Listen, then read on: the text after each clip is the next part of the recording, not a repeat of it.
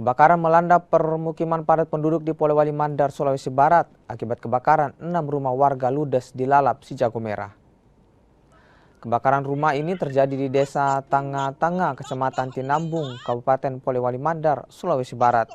Kebakaran membuat warga panik. Mereka berupaya menyelamatkan diri dan juga harta benda. Angin yang bertiup kencang membuat kobaran api dengan cepat merambat dan membakar seisi rumah warga. 5 unit mobil pemadam kebakaran dikerahkan baru bisa memadamkan api 30 menit kemudian. Akibat kebakaran ini, 6 rumah warga ludes.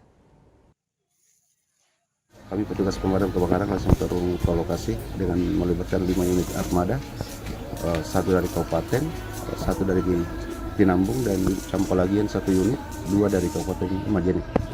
Ya, kalau penyampaian warga, rumah dalam keadaan kosong, ditambah angin bertiup kencang, sehingga memudahkan api cepat menjalar.